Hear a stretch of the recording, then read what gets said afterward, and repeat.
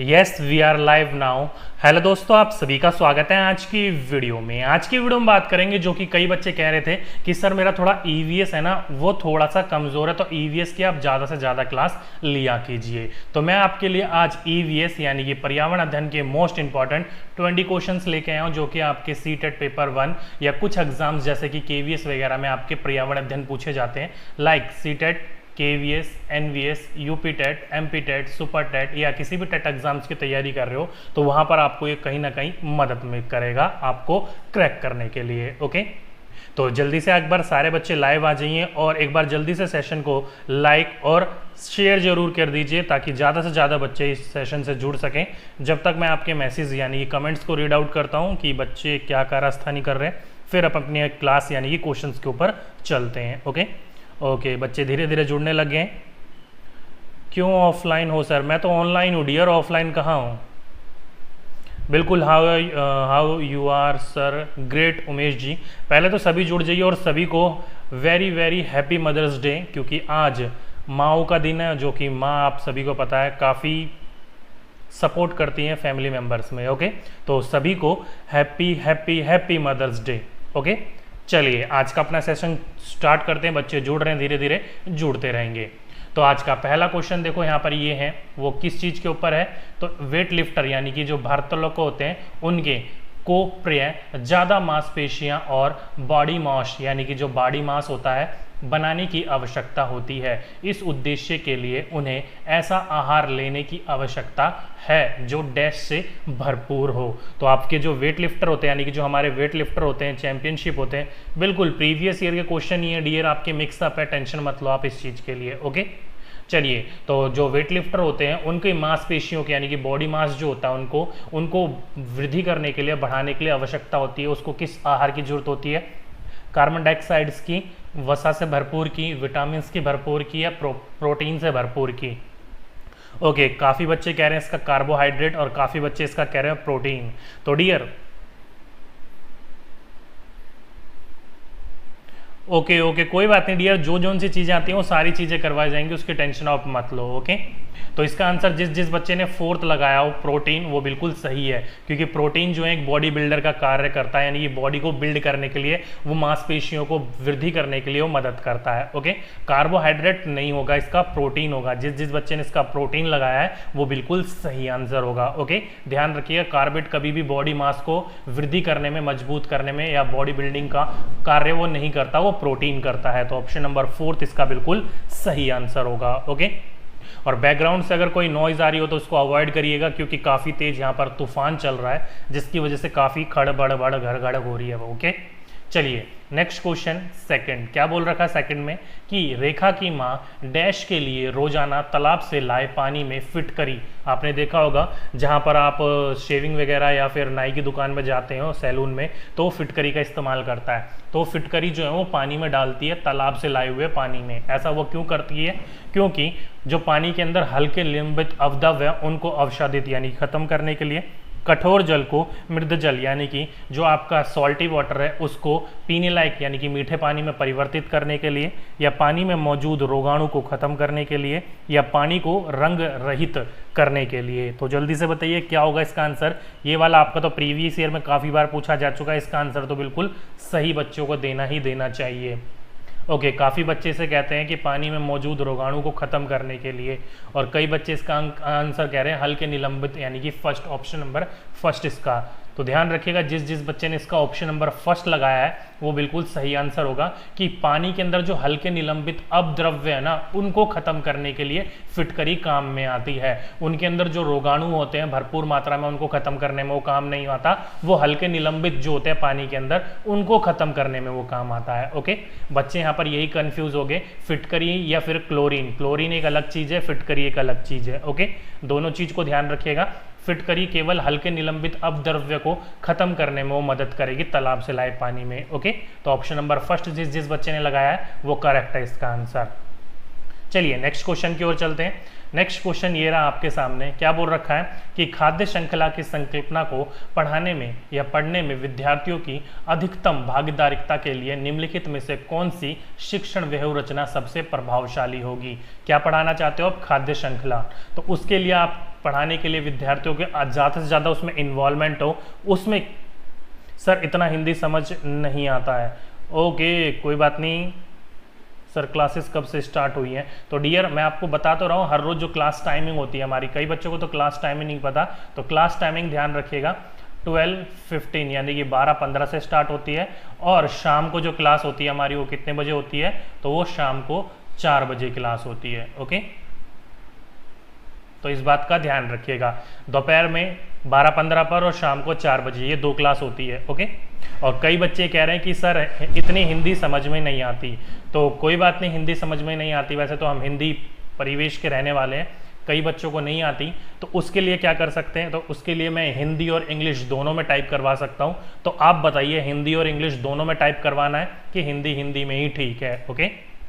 Okay, इसका बच्चों ने आंसर पढ़ भी लिया और क्वेश्चन पढ़ कर आंसर भी दे दिया। सारे बच्चे जो कह रहे हैं इसका आंसर बी यानी कि सेकंड इसका बिल्कुल सही आंसर होगा। तो बी पढ़ लेते हैं आखिर है क्या। तो देखो यहाँ पर बोल रखा है जीवकों के यानी कि जो प्ले कार्ड्स होते हैं जीवकों के, उनका बनाना और फिर विद्यार्थियों के समूह को विभिन्न खाद्य श्रृंखलाओं को सोचते हुए उनको व्यवस्थित करने के लिए कहना। यानी कि यहाँ सारी की सारी चीज़ें क्या हो रही है, वो खुद करवाई जा रही है बच्चों के द्वारा, और खुद करना ही सबसे सही चीज़ होती है। ओके, तो ऑप्शन नंबर सेकंड इसका बिल्कुल सही आंसर होगा। जिस बच्चे ने लगाया इसका सेकंड बिल्कुल सही आंसर था। ओके सर, 6 to 8 का एनसीईआरटी का बुक पढ़ा दीजिए। 6 to 8 एनसीईआरटी पढ़ा चुका हूं, अगर आपने देखी होगी तो। नहीं देखी है तो एक बार प्लेलिस्ट में जाकर देखिए, मैं आपको ऑलरेडी एनसीईआरटी पढ़ा चुका हूं, उसके बाद ही क्वेश्चन करवा रहा हूं, थ्योरी करवाने के बाद ही क्वेश्चन करवाता हूं मैं आपको। ओके, चलिए नेक्स्ट क्वेश्चन की ओर चलते हैं। क्या बोल रखा है कि रेत और नमक के मिश्रण को पृथक करने के लिए प्रक्रिया के निम्नलिखित 4 कर्मों में से किसका उपयोग किया जाना चाहिए? तो ध्यान रखिएगा, रेत को और नमक को दोनों को अलग करना है। जैसे कि आपको भूसे और धान की बालियों को अलग करा जाता है, तो उसी प्रकार से अब रेत और नमक को अलग करना है। तो उसके लिए आप किस चीज़ का इस्तेमाल करोगे इन चारों की चारों प्रक्रिया में से? तो जल्दी से बताइए किस प्रक्रिया के द्वारा रेत और नमक को हम अलग कर सकते हैं? सर एनसीईआरटी के सवाल का प्रैक्टिस कैसे वीडियो? डियर एनसीईआरटी के क्वेश्चंस हैं ये सारे के सारे, और एनसीईआरटी मैं ऑलरेडी आपको पढ़ा चुका हूं। ओके, काफ़ी बच्चे इसका आंसर डी बोल रहे हैं और काफ़ी बच्चे इसका सी बोल रहे हैं। सर ईवीएस का लास्ट चैप्टर करा दीजिए। लास्ट चैप्टर कौन सा डियर? अच्छा वो, हाँ पेडागोजी का, बिल्कुल वो भी करवा कर खत्म करवा देते हैं पेडागोजी। ओके, तो ध्यान रखिएगा जिस बच्चे ने इसका ऑप्शन नंबर डी यानी कि 4th लगाया वो बिल्कुल सही आंसर होगा। निष्पादन, निस्तारण, वाष्पन और अवसादन, इसके द्वारा जो होता है वो रेत और नमक को आप अलग कर सकते हो। और ये सारी की सारी चीज़ें क्या है, जब मैं आपको एनसीईआरटी पढ़ा रहा था तो उसमें मैंने आपको क्लियरिटी सारी चीज़ें समझाते हुए चला था। तो जिस बच्चे ने इसका ऑप्शन नंबर 4th लगाया होगा वो बिल्कुल सही आंसर था। इसके द्वारा आप रेत को नमक से अलग कर सकते हो, जैसे कि धान को भूसे से अलग किया जाता था। ओके, बहुत इंपॉर्टेंट क्वेश्चन है, ध्यान रखिएगा। सर एक स्टेट वाली क्लास करा दो। स्टेट वाली मतलब मैप्स के द्वारा कौन से स्टेट किस तरफ है वो वाली बात कर रहे हो, तो टेंशन मत लो, जल्दी से वो आपको करवा दिया जाएगा। ओके, और आज भी बच्चे बोल रहे हैं कि सर साइंस की क्लास, तो डियर मैं आपको कई बार बोल चुका हूँ साइंस की क्लास नहीं हो पाएगी अभी। ओके, चलिए नेक्स्ट क्वेश्चन 5th क्या बोल रखा है कि एक विज्ञान शिक्षक जो कि श्वसन प्रकरण पढ़ाने के बाद परीक्षा का आयोजन करती है तो और यह देखती है कि अधिकांश विद्यार्थी श्वसन और सांस लेने के बीच अंतर को नहीं समझते हैं, यह किसका कारण हो सकता है? तो श्वसन की प्रक्रिया समझाइए विज्ञान के शिक्षिका या शिक्षक ने, और परीक्षा लेने के बाद ये देखा गया कि विद्यार्थी जो है वो श्वसन और सांस लेने की बीच अंतर नहीं कर पा रहे हैं। वो ऐसा क्यों नहीं कर पा रहे हैं? पहला, वह उनकी कक्षा अध्यापिका नहीं है इसलिए, या फिर विद्यार्थी प्रश्न को सही तरीके से नहीं समझ सके, या चौथा शिक्षिका की कक्षा में बहुत अनुशासनहीनता रहती है, या चौथा वह कक्षा में प्रभावी तरीके से संभावित संकल्पना को व्याख्यातिक नहीं कर सकी। तो ध्यान रखिएगा क्या होगा। ओके, काफ़ी बच्चों ने इसका आंसर ऑप्शन नंबर डी दे दिया है, तो ध्यान रखिएगा ये बिल्कुल इसका ऑप्शन नंबर 4th इसका बिल्कुल सही आंसर होगा। वो आपकी क्लास टीचर है या नहीं है उससे कोई फर्क नहीं पड़ता। टीचर जो होता है वो हर सब्जेक्ट का चेंज होकर पढ़ाया जाता है स्कूल में, तो वो टीचर जो था वो श्वसन प्रक्रिया को समझाते हुए श्वास लेने में और श्वसन में अंतर नहीं समझा पाया है, प्रभावी तरीके से उसको वो पढ़ा नहीं पाया है, जिसके कारण बच्चों को वो जो व्याख्यान करनी चाहिए थी वो सही तरीके से व्याख्यान नहीं कर पाया और बच्चे उस चीज़ को समझ नहीं पाए। इसलिए जो बच्चे हैं वो सांस लेने और श्वसन में बीच के अंतर नहीं कर पाए। ओके, तो ऑप्शन नंबर 4 इसका बिल्कुल सही आंसर होगा। आप जितनी अच्छी तरीके से, जितने प्रभावी तरीके से बताओगे उतना ही अच्छे तरीके से बच्चे सीख पाएंगे। ओके, काफ़ी बच्चे कह रहे हैं सर ईवीएस का कंटेंट, तो डियर ईवीएस का कंटेंट मैं आपको करवा चुका हूँ। पेडागोजी का एक चैप्टर है वो आपको करवा दिया जाएगा और जल्दी आपको ईवीएस की एक और क्लास दोबारा मिलेंगी जिसमें हम सिलेबस के चैप्टर वाइज पढ़ेंगे। हमने अभी एनसीईआरटी के बेस के अनुसार पढ़ा है, अब हम पढ़ेंगे चैप्टर के अनुसार, जो कि इंग्लिश और हिंदी दोनों में चलेगी। ओके, तो जल्दी से लॉकडाउन खत्म हो जाए उसके बाद आपको एक क्लास ज़रूर देखने को मिलेगी। जयसिंह की बहुत अच्छी तैयारी होती है, हर सेशन में कहते हैं बहुत इजी क्वेश्चन है। बिल्कुल डियर, आपकी काफ़ी अच्छी तैयारी है इसलिए आपको ऐसा लगता है। बाकी आप प्रैक्टिस करते रहिए, क्योंकि निम्नलिखित में से भोजन बनाने का कौन सा तरीका अच्छा है। तो इनमें से कौन सा एक तरीका है जो भोजन बनाने का अच्छा तरीका माना जाता है। पहला, सब्जियों को काटना और तब उन्हें चलते पानी में धोना, या दूसरा, सब्जियों को काटने और पकाने से पहले उन्हें कुछ समय के लिए धूप में रखना, या फिर तीसरा, बैक्टीरिया नष्ट करने के लिए सब्जी को गहरे तलते हुए पकाना, या चौथा, सब्जी को अच्छी तरह से धोना और फिर काटना। तो जल्दी से, ओके, काफ़ी बच्चों ने इसका आंसर डी, ओके, बी भी दे रहे हैं कई बच्चे। इसका ध्यान रखिएगा, डी, जिस बच्चे ने इसका ऑप्शन नंबर 4 यानी कि डी लगाया होगा वो बिल्कुल सही आंसर है। ध्यान रखिएगा, कभी भी सब्जी को काट कर धोना नहीं चाहिए, सब्जी को पहले धो लो और फिर काटना चाहिए। काटने के बाद धोते हो तो उसके पौष्टिक आहार जो होते हैं वो पानी में धुल जाते हैं। तो ऑप्शन नंबर 4 इसका बिल्कुल सही आंसर था। ओके, चलिए नेक्स्ट क्वेश्चन की ओर चलते हैं। 7th क्या बोल रखा है, पर्यावरण अध्ययन यानी कि ईवीएस की शिक्षिका वायु यानी कि एयर प्रकरण को पढ़ाते समय यह प्रदर्शित करना चाहती है कि वायु में भार होता है और वह जगह घेरती है। उसके संयोगी इस उद्देश्य के लिए उसे निम्नलिखित 4 भिन्न गतिविधियां सुझाते हैं। कौन कौन से?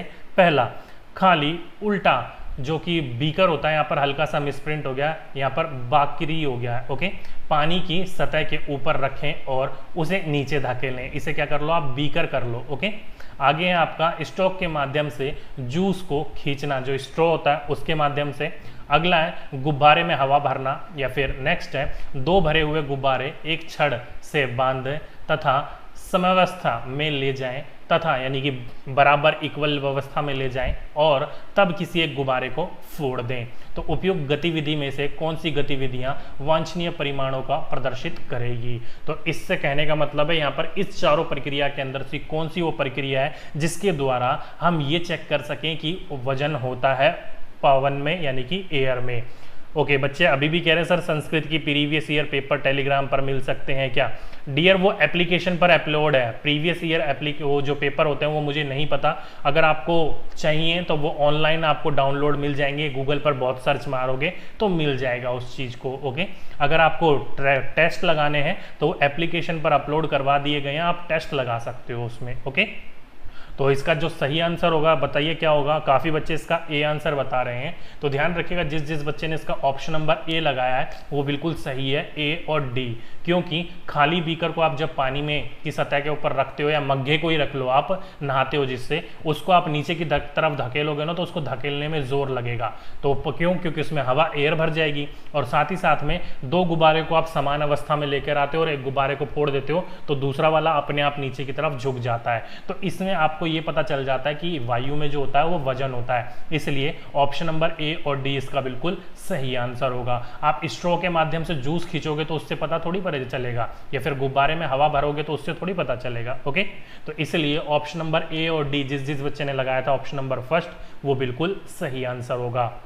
ओके, राज कह रहे हैं कि सर टेलीग्राम का लिंक चाहिए। तो टेलीग्राम का लिंक डियर इस वीडियो के नीचे डिस्क्रिप्शन में दे रखा है, उसकी आप टेंशन मत लो। अगर फिर भी आपको वो लिंक नहीं मिल रहा है नीचे डिस्क्रिप्शन में, क्योंकि मैं आपको हर वीडियो के डिस्क्रिप्शन में जो होता है वो अपने एप्लीकेशन जो है हमारी उसका लिंक और जो हमारा वो टेलीग्राम वाला चैनल है उसका लिंक, दोनों का लिंक आपको शेयर करवा देता हूँ। फिर भी अगर आपको लिंक नहीं मिलता है तो ये लो, कमेंट बॉक्स में आपका मैं एक बार शेयर करवा देता हूँ ताकि आपको नीचे से आपको डाउनलोड हो जाए। ओके, तो ये रहा आपका लिंक, टेंशन मत लीजिएगा, जिस बच्चों को नहीं मिल रहा है तो यहाँ से आप देख सकते हो। ओके, ओके, ममता राज कह रही है हाय गुड आफ्टरनून सर, बहुत लेट हो गए। कोई बात नहीं, 7 क्वेश्चन लेट हुए हो। ओके चलिए नेक्स्ट क्वेश्चन की ओर चलते हैं। नेक्स्ट क्वेश्चन क्या बोल रखा है, एट्थ में क्या बोल रखा है, वायु प्रदूषण यानी कि एयर पॉल्यूशन आपको पढ़ाना है। सर आप जो आपसे बनाया है बहुत अच्छा है सर, आपने जो apps, okay okay okay Deepika Bhatia ji बहुत बहुत शुक्रिया, प्रैक्टिस करने के लिए बनाया ताकि ज़्यादा से ज़्यादा बच्चे उससे प्रैक्टिस कर सकें। ओके चलिए पढ़ते हैं क्वेश्चन। वायु प्रदूषण प्रकरण पढ़ाने के लिए 4 अलग अलग विज्ञान शिक्षक 4 तरह की शिक्षण पद्धतियों का प्रयोग करते हैं। निम्नलिखित में से कौन सी पद्धति सबसे ज़्यादा उचित है? तो कौन सी सबसे ज़्यादा उचित है इन चारों शिक्षकों में से? चलिए देखते हैं। पहला, विद्यार्थियों को वायु प्रदूषण पर वृत्त चित्र दिखाना, या फिर दूसरा, विद्यार्थी से कहना कि वह दीपावली से पहले और बाद में वायु के नमूने इकट्ठे करें और उनकी गुणवत्ता का अध्ययन करते हुए निष्कर्षों का सरलीकरण या सरलीकृत करें, या फिर तीसरा, विद्यार्थियों को पाठ्य पुस्तक में से प्रकरणों का स्वसर पाठन करने के लिए कहना और संकल्पना या शब्दवाली यानी कि परिभाषाओं का अर्थ स्पष्ट करना, या फिर चौथा, प्रकरण को पूरा करने के बाद अभ्यास में दिए गए सभी प्रश्नों का उत्तर लिखना। ओके काफ़ी बच्चों ने इसका आंसर बताना शुरू कर दिया है। ऑप्शन नंबर सेकंड इसका बिल्कुल करेक्ट आंसर था। ध्यान रखिएगा, बहुत इंपॉर्टेंट क्वेश्चन है ये आपका। क्यों? क्योंकि देखा होगा आपने दीपावली से पहले और दीपावली के बाद एयर पॉल्यूशन में जो पॉल्यूशन का लेवल होता है वो बहुत ज़्यादा वृद्धि कर जाता है। तो इससे आप क्या कर रहे हो, बच्चा खुद कर रहा है। दीपावली से पहले वो एयर क्वालिटी का चेक करेगा और दीपावली के बाद एयर क्वालिटी चेक करेगा, क्योंकि वो सारी चीज़ें खुद कर रहा है और आप सभी को पता है खुद करने वाली प्रक्रिया जो होती है वो सबसे बेस्ट होती है। तो इसलिए ऑप्शन नंबर सेकंड इसका जिस बच्चे ने लगाया था वो बिल्कुल सही आंसर लगाया था आपका। ओके चलिए नेक्स्ट क्वेश्चन की ओर चलते हैं। नेक्स्ट क्वेश्चन 9th क्या बोल रखा है 9th में, देखिए बोल रखा है कि एक शिक्षिका तनावग्रस्त बच्चे की पहचान कर सकती है जब बच्चा निम्नलिखित व्यवहार प्रदर्शित करता है। कब करता है? पढ़ाई में पूर्ण एकाग्रता, बहुत बात करना, या फिर आपका एक्टिविटी, हाइपर एक्टिविटी जो होते हैं, अति सक्रियता, या फिर आक्रामक व्यवहार। तो जल्दी से बताइए। बिल्कुल एमपी टेट में यही सब नहीं आएगा, इसमें से ही आएगा। ओके मैं ये तो नहीं कह सकता ना कि यही क्वेश्चन आएंगे आपके, बस ये है कि आपको मदद करेगा ये। ओके सर बच्चे कह रहे हैं सर एयर का सैंपल कैसे लेंगे? तो एयर का सैंपल लेने के लिए मीटर्स आते हैं, उसके द्वारा आप ले सकते हो। ओके तो वो टेंशन लेने वाली बात नहीं है, उसके लिए प्रोडक्ट्स आते हैं। चलिए इसका बच्चों ने काफ़ी अच्छा आंसर दे दिया है।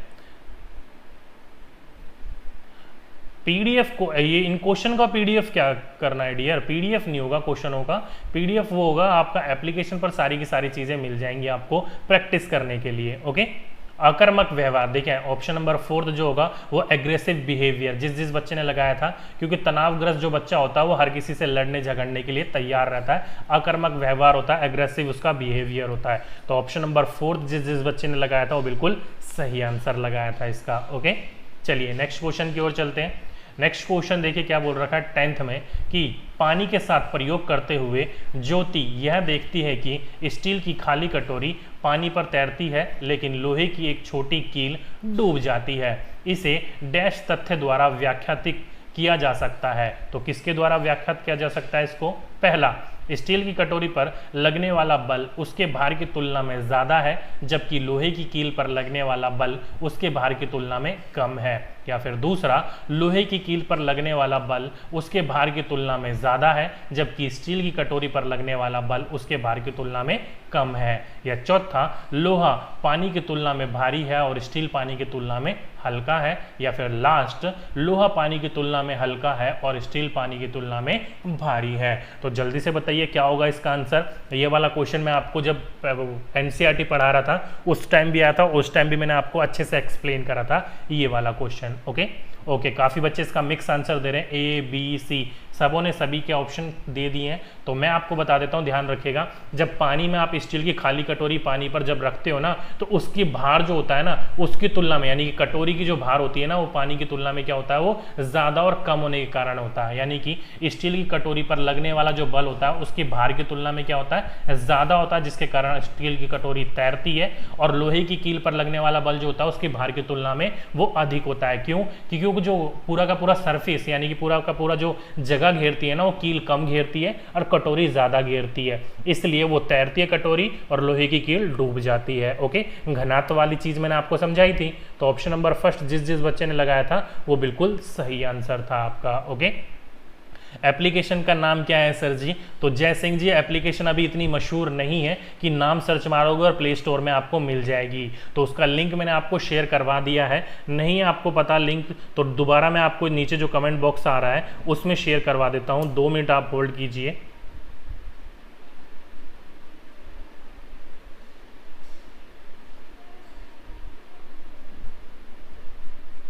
तो ये जो आपके कमेंट बॉक्स में लिंक आ रहा है, इस लिंक में हमारा जो है एप्लीकेशन है, तो इस ब्लू वाले लिंक पर आप टिक पर क्लिक करिए और आपको क्या करोगे, आप एप्लीकेशन पर पहुंच जाओगे, उसको आप डाउनलोड कर सकते हो। ओके, जो इंस्टॉल डीके एकेडमी लिखा आ रहा है, डीके एकेडमी के नाम से हमारी एप्लीकेशन है। यहाँ पर काफ़ी चीज़ें आपको देखने को मिलेंगी, like PDF, test series, important playlist आपको सारी की सारी यहाँ मिल जाएंगी। ओके, सभी को हैप्पी मदर्स डे डियर, सभी को मैंने आपको ऑलरेडी पहले ही बोल दिया था, कोई बात नहीं, कई बच्चे लेट जुड़े हैं। चलिए नेक्स्ट क्वेश्चन की ओर चलते हैं। क्या बोल रखा है, निम्नलिखित में से जीवन प्रक्रियाओं का कौन सा युग्म पेड़ पौधे और जीव जंतु दोनों में मिलता है? यानी कि जीवन की वह प्रक्रिया जो पेड़ पौधे और जीव जंतु, इंसानों में और पेड़ पौधों में दोनों में समान है, वो बताना है। तो प्रजनन और भोजन बनाना, प्रजनन और अनुकरण, या फिर वृद्धि और प्रजनन और वृद्धि और भोजन बनाना? तो जल्दी से बताइए।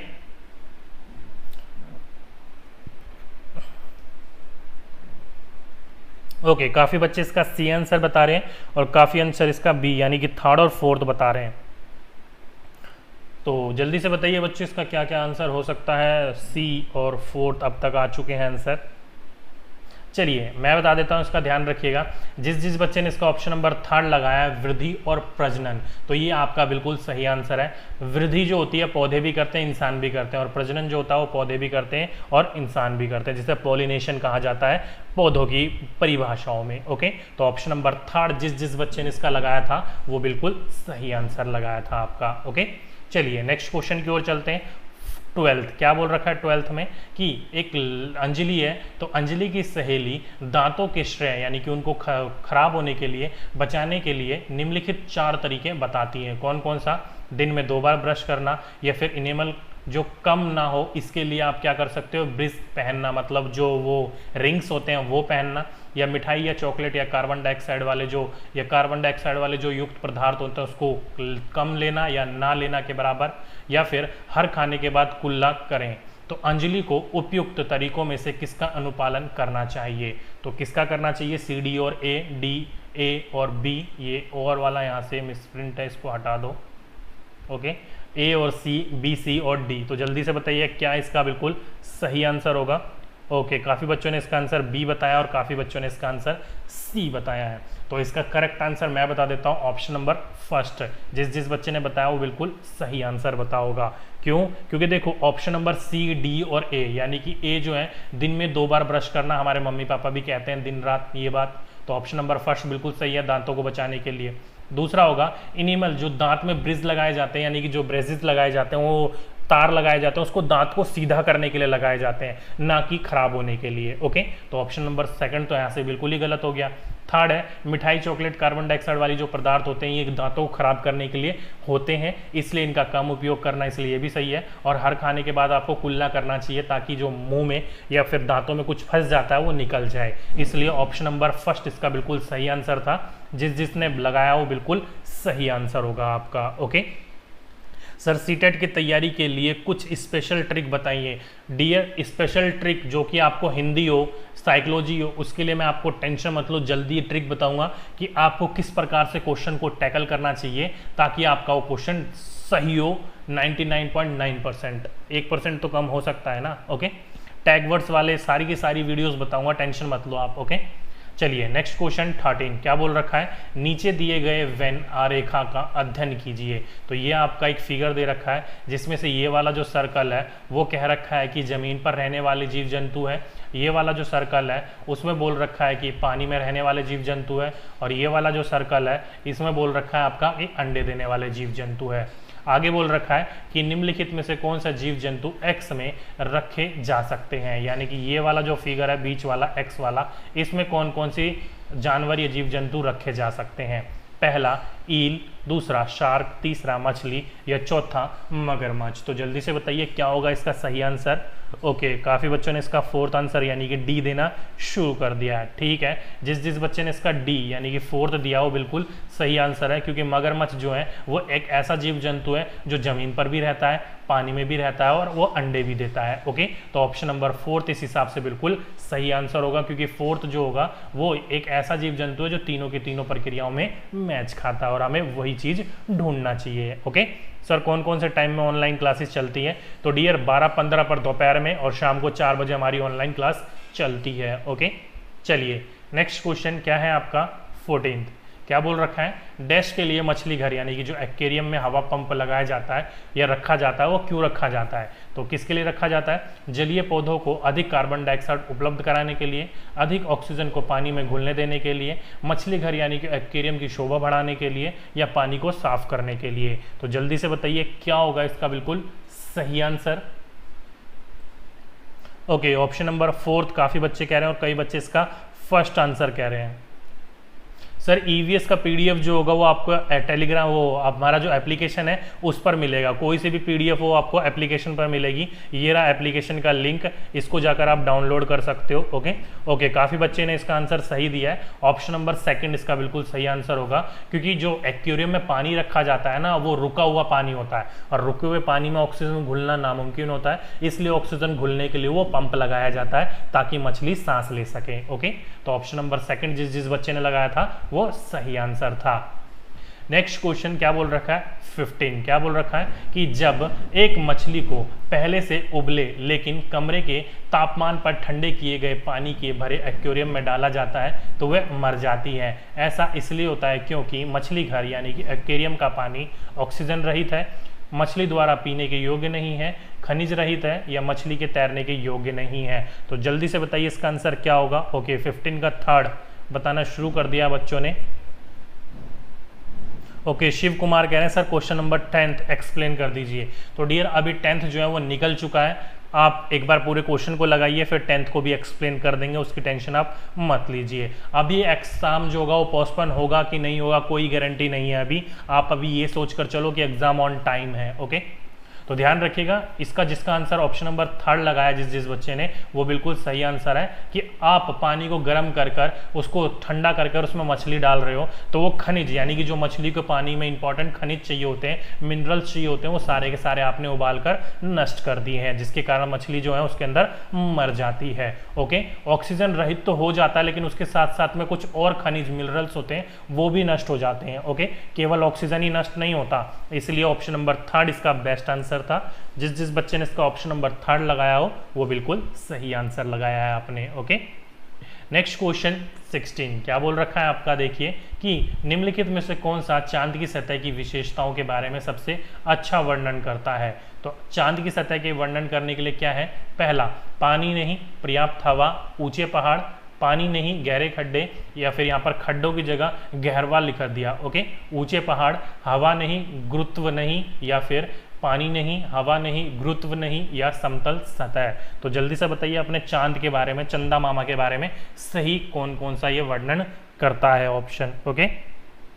ओके, बच्चों ने बी यानी कि सेकंड आंसर देना शुरू कर दिया, बिल्कुल सही आंसर दिया जिस बच्चे ने ऑप्शन नंबर सेकंड कहा है। क्यों? क्योंकि चांद पर पानी की खोज अब तक नहीं हुई है, उस पर गहरे गहरे सतह पर गड्ढे हैं और ऊंचे ऊंचे माउंटेन्स एंड पर्वत जिसे आप कहते हो वो है, इसलिए ऑप्शन नंबर सेकंड जिस बच्चे ने लगाया था वो बिल्कुल सही आंसर था इसका। ओके, चलिए नेक्स्ट क्वेश्चन की ओर चलते हैं। नेक्स्ट क्वेश्चन क्या है आपका 17।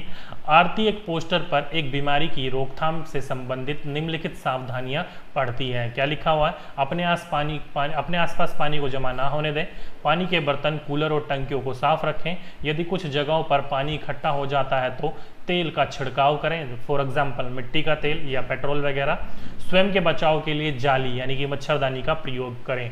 पोस्टर का उद्देश्य डेंगू जागरूकता फैलाना है। तो किसकी जागरूकता फैलाना है, पहला चेचक और मलेरिया की, दूसरा डेंगू और आई फ्लू की, तीसरा टाइफाइड और हैजा से फैलने के बारे में, या फिर चौथा डेंगू और जापानी मस्तिष्क ज्वार। तो क्या होगा इसका सही आंसर, जल्दी से बताइए। सर हिस्ट्री करवा दीजिए। हिस्ट्री में आपको मैं ancient and modern, ancient and middle east करवा चुका हूँ, अगर आपने देखी होगी तो। मॉडर्न भी करवा दिया जाएगा जल्दी, उसकी टेंशन आप मत लो। ओके ओके, काफ़ी बच्चों ने इसका ऑप्शन नंबर 4 यानी कि डेंगू और जापानी मस्तिष्क ज्वार का है वो बिल्कुल सही कहा है। क्यों? क्योंकि ये दोनों के दोनों चीज़ ऐसी हैं जो कि इनके द्वारा फैला जाता है। तो ऑप्शन नंबर 4 जिस बच्चे ने लगाया था वो बिल्कुल सही आंसर था आपका। ओके, चलिए नेक्स्ट क्वेश्चन की ओर चलते हैं। नेक्स्ट क्वेश्चन 18 क्या बोल रखा है आपका कि निम्नलिखित में से कौन से शब्द समूह आपस में निकटीय रूप से संबंधित है। तो कौन सा इनमें से आपस में निकटीय रूप से संबंधित है? पहला, लो मलेरिया अनीमिया या रक्त, लो हीमोग्लोबिन या एनीमिया या आंवला, मच्छर डेंगू लो या गुड़, मच्छर मलेरिया एमीनिया यानी कि रक्त अल्पात, या फिर लोहा। तो जल्दी से बताइए क्या होगा इसका बिल्कुल सही आंसर। नहीं डियर, साइंस नहीं करा पाऊंगा उसके लिए, सॉरी। साइंस के लिए कुछ मेरे पास कंप्लेंट आ चुके हैं, इसलिए साइंस अब नहीं हो पाएगी। जैसी जब तक वो कंप्लेंट वापस नहीं होती तब तक मुश्किल है। ओके, तो ध्यान रखिएगा जिस बच्चे ने ऑप्शन नंबर 2 लगाया होगा, क्योंकि लो, हीमोग्लोबिन, एमीनिया और आंवला ये तीनों की तीनों चारों के चारों एक ऐसी चीज़ें हैं जो कि खून की चीज़ों से जुड़े हुए हैं, ताकि खून की कमी भी होती है और उसको दूर करने के लिए उसकी बीमारियां भी होती है, और उसको दूर करने के लिए हमें क्या क्या चाहिए होता है वो सारी की सारी चीज़ें बताई गई हैं इसमें। ओके, तो ऑप्शन नंबर 2 इसमें जिस बच्चे ने लगाया था वो बिल्कुल सही आंसर होगा आपका। ओके, चलिए नेक्स्ट क्वेश्चन की ओर चलते हैं। 19 में क्या बोल रखा है आपका कि अभिभावक और शिक्षक अंतःक्रियाओं को उपलब्ध करने का मुख्य उद्देश्य है। यानी कि जो टीचिंग जो आपके स्कूल में पेरेंट्स मीटिंग्स होती हैं वो अभिभावक और शिक्षक के बीच में अंतर्क्रिया करवाई जाती हैं। वो क्यों करवाई जाती हैं? एक दूसरे से वार्तालाप करवाया जाता है। क्यों? क्योंकि पुनर्बलन और सुधार के लिए बच्चों की योग्यता और कमजोरियों के बारे में चर्चा करना, या फिर एक दूसरे के साथ सामाजिक संबंध विकसित करना, या एक दूसरे की कमियों का उजागर करना, या विद्यालय में हो रहे क्रियाकल्प के बारे में जानकारी को साझा करना। तो जल्दी से बताइए क्या होगा इसका आंसर। ओके, काफी बच्चों ने इसका आंसर ऑप्शन नंबर 1 दिया है।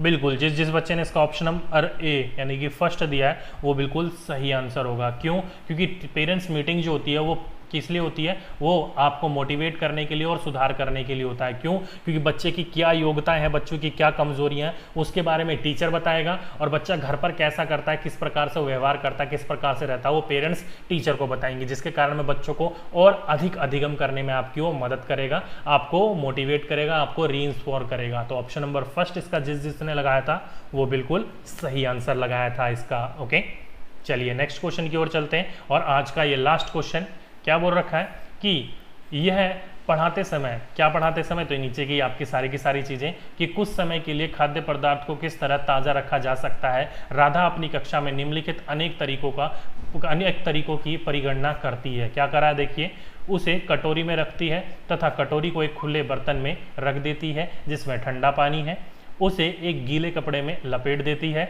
उसे धूप में खुला फैला देती है, उसे छोटे छोटे टुकड़ों में काटती है और अंधेरे में रख देती है। उपयुक्त तकनीक बी के लिए वह निम्नलिखित किस खाद्य पदार्थ की ओर संकेत कर रही है? बी यानी कि ये वाला, उसे एक गीले कपड़े में लपेट देती है। तो गीले कपड़े में आप किसको लपेट सकते हो? प्याज लहसुन को, हरे धनिया को, काजू बर्फी को, या पके हुए चावल को। ओके, बच्चों ने बी आंसर लगाना बिल्कुल शुरू कर दिया है। तो ध्यान रखिए जिस बच्चे ने इसका ऑप्शन नंबर 2 लगाया हो, क्योंकि हरा धनिया या फिर पुदीना वगैरह जो होता है वो गीले कपड़े में लपेट कर रखा जाता है ताकि ज़्यादा समय तक वो ताज़ा रहे। ओके, तो ऑप्शन नंबर 2 इसका जिस बच्चे ने लगाया था वो बिल्कुल सही आंसर था। ओके, तो ये इंपॉर्टेंट 20 क्वेश्चंस थे आपके ईवीएस के कंटेंट के। बाकी आपको और लगाने हो क्वेश्चंस तो सीडीपी वगैरह सभी के हमारे एप्लीकेशन पर अवेलेबल है, टेस्ट सीरीज बिल्कुल फ्री ऑफ कॉस्ट। ये उसका लिंक है, आप जाकर डाउनलोड करिए हमारी एप्लीकेशन और वहाँ पर आप टेस्ट सीरीज लगा सकते हो। अब बात कर लेते हैं क्वेश्चन 10th की, क्योंकि एक बच्चे को 10th में क्या थी, प्रॉब्लम थी, एक्सप्लेन करने के लिए उन्होंने कहा था। तो ये रहा आपका पहला क्वेश्चन 10th। तो 10th में देखो, मैंने आपको एनसीईआरटी में काफ़ी बार तो बताया है कि जो स्टील की कटोरी पर लगने वाला जो बल होता है ना, यानी कि जो फोर्स होता है ना, वो क्या था, उसकी तुलना में ज़्यादा था, और लोहे की क्या थी, उसका वो बल क्या था, तुलना में कम था। यानी कि जो बल होता है, ध्यान रखिएगा, एक ये फॉर एग्जाम्पल ये कटोरी है, ये कटोरी अगर इसको सतह पे देखा हो तो ये जो इसका घनत्व है ये क्या है, वो आपका ज़्यादा ले रही है, और वहीं पर ही कील जो होती है वो बिल्कुल क्या एक पतली सी चीज़ ही तो होती है। तो क्या होता है वो घनात्म में इसी कारण में उसकी जो भार की तुलना होता है, इसका जो भार है वो कटोरी से ज़्यादा होगा, इसलिए क्या कर रहा है वो तैर रही है, और इसका कम होगा इसलिए वो डूब रही है। सिंपल सी चीज़ें एनसीईआरटी में मैंने आपको अच्छी सी तरह ये सारी की सारी चीज़ें घनत्व वाली आपको एक्सप्लेन करी थी। ओके सर, पैडागोजी के रिमेनिंग टॉपिक्स जल्दी करवाइए, उसके बाद एमसीक्यू सीरीज कंटिन्यू कीजिए। एमसीक्यू पैडागोजी की टेंशन मतलब, पैडागोजी का एक चैप्टर बचा है वो जल्दी आपको देखने को मिल जाएगा, खत्म हो जाएगा। ओके, तो ये आपके इंपॉर्टेंट 20 क्वेश्चंस थे आज की वीडियो में। अब मुझे बताइए कि इन टोटल 20 क्वेश्चंस में से आपके कितने क्वेश्चन सही हुए हैं। सर हिंदी का क्लास कब होता है? Hindi class dear Hindi pedagogy में खत्म करवा चुका हूँ। ओके, टेंशन मत लीजिएगा, क्वेश्चंस जो हैं वो आपके होते रहते हैं। सर जी लिंक से ऐप डाउनलोड हो रहा है, प्लीज़ सर एप्लीकेशन कैसे लें? डियर ये रहा ना एप्लीकेशन का लिंक, इस लिंक पर ये जो ब्लू वाला लिंक है ना, इस पर आप क्लिक करो, डायरेक्टली आप हमारे एप्लीकेशन पे चले जाओगे, वहाँ से आप उसको डाउनलोड कर सकते हो। ओके सर, क्लास बहुत अच्छी थी आज की, बहुत बढ़िया, थैंक यू। ओके, बच्चों ने अपने आंसर लिखने शुरू कर दिए। कई बच्चों के 19 है, कईयों के 16 है, कईयों के 17 है, कईयों के 18 है। तो ठीक है, जिस बच्चे के 15 से ज़्यादा बिल्कुल ठीक है, वो बिल्कुल बेस्ट है। बस थोड़ा सा और अपने आप को इम्प्रूव करो, क्योंकि ये क्वेश्चन आपके ऐसे क्वेश्चन हैं जो प्रीवियस ईयर में पूछे जा चुके हैं, ये हमने क्वेश्चन देखे हुए हैं, इसलिए हमारे ज़्यादा से ज़्यादा क्वेश्चन ये ठीक होने चाहिए। ओके सर, वीडियो डिलीट कर देंगे? कौन सी वीडियो डिलीट कर देंगे? नहीं डियर, वीडियो कोई डिलीट नहीं होती, वीडियो हमारी प्लेलिस्ट में जाकर सेव हो जाती है। अगर जो मैं आपको लाइव पढ़ाता हूँ वो लाइव भी रहता है और बाद में रिकॉर्ड भी हो जाता है, तो डिलीट वगैरह कुछ नहीं होता है, यहाँ टेंशन मत लीजिएगा।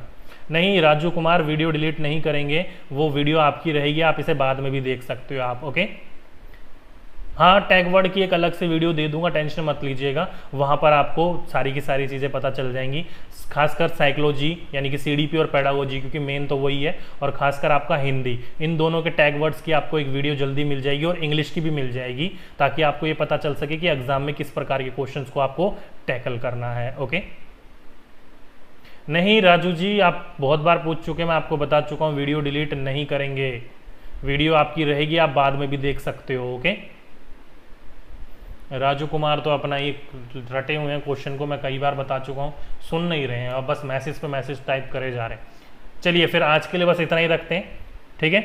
बाकी आपको मैं बता दूं, हाँ सेकंड ईयर अगर आप फाइनल ईयर बीएड में हो तो आप सीटेट का एग्ज़ाम दे सकते हो, कोई टेंशन वाली बात नहीं है।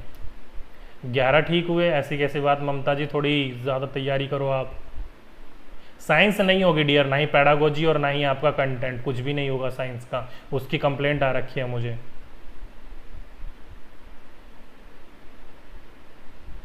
हाँ एसएसटी कंप्लीट करवा दूंगा, उसकी टेंशन मत लीजिएगा आप। ओके चलिए, शाम रात में अपनी जो 10 बजे हमारी क्लास होती है हमारे डाउट सेशन में, यानी कि जो मैंने आपको बोल रखा है संडे को हम 10 बजे रात में लाइव आएंगे, जहां पर आपके डाउट लिए जाते हैं। तो आज 10 बजे रात में हम लाइव आएंगे ताकि आपके जितने भी डाउट्स हो क्लियर करे जाएं। ओके, आपके क्वेश्चन होंगे और मेरे जवाब होंगे, रात को 10 बजे मिलते हैं। ओके, अभी 4 बजे क्लास है मैथ की, हाँ 4 बजे मैथ की क्लास होगी, उसकी टेंशन मत लीजिएगा, पेपर 1 की तैयारी करवाई जाएगी शाम को। ओके चलिए, आप अभी के लिए बस इतना ही रखते हैं। तो जैसे कि मैं बोलता हूं दोस्तों कि मेरे पढ़ाया अगर आपको अच्छा लगता है तो नीचे जाके वीडियो को लाइक करना ना भूलिएगा, और आप उस साथ ही साथ में वीडियो को शेयर करना ना भूलिएगा, ताकि आपको और अच्छे से अच्छे क्या मिले, कंटेंट हम देख पाएँ। ओके बच्चों ने कहा सर किसने कंप्लेंट करी है, तो डियर वो जो एनसीईआरटी की पीडीएफ वगैरह इस्तेमाल कर रहा था, तो उन्होंने मुझे कंप्लेंट भेजी है कि आप ऐसे पीडीएफ अपलोड यूज़ नहीं कर सकते हो, इसलिए वो नहीं पढ़ा रहा हूँ। ओके, कब लाइव आएंगे, तो रात को 10 बजे आएंगे आपके क्वेश्चन और हमारे जवाब के लिए, और 4 बजे आएंगे आपके मैथ्स की क्लास के लिए। ओके चलिए, रात के 10 बजे मिलते हैं लाइव एकदम आपके क्वेश्चन और हमारे जवाब के साथ। तो दोस्तों आज की वीडियो में बस इतना ही, आपसे फिर मुलाकात होगी नेक्स्ट वीडियो में, जब तक के लिए जय हिंद जय भारत।